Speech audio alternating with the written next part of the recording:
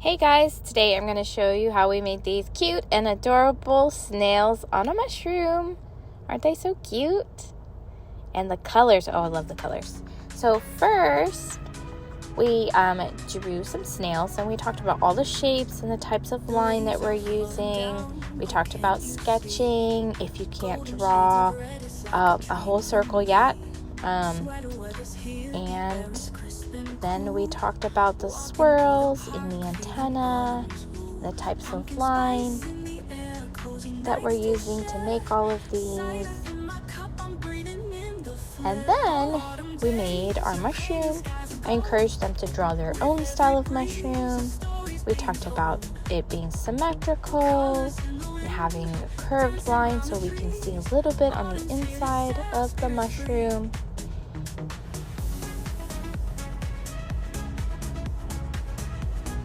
And then once we were done with drawing, it was time for paint. So I'm using this gold watercolor paint. It's amazing. We talked about inlining to make a protective barrier so that our paint doesn't go outside the lines. We also talked about inlining in the mushroom so that our paint is not going into our snail, and smoothing out all the paint to make sure there's no chunky bits. Then at the bottom we use some orange paint to flick away from us to make some crunchy grass leaves. Here's one that's already dry on a lighter piece of paper. And so what we did next after it was dry was use some chalk pastels to add some shading in there. And we blended it with our finger and pulled it into the body. That was one of their favorite parts.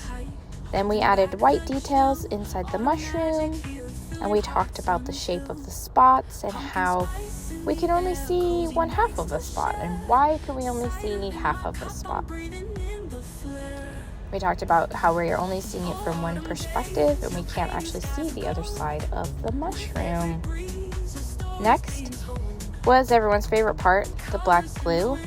It was a little bit hard to use in the glue bottles, so I switched to these squeeze bottles, and that also made it hard. It was hard not to squeeze too much, because if you squeezed a bit too much, then a big blob would come out, so it definitely took some getting used to. We also talked about covering all of our pencil lines, and we don't want to see any more pencil lines because that makes the artwork look like it's unfinished. This was a really great project on line and shape of the art elements. They actually turned out really cute. And of course I forgot to add some oil pastels at the bottom. We flicked and added some more oil pastel flickings at the bottom, and then some foliage, some fall foliage. Some kids added red and it looked like fire down there, and some added some brown.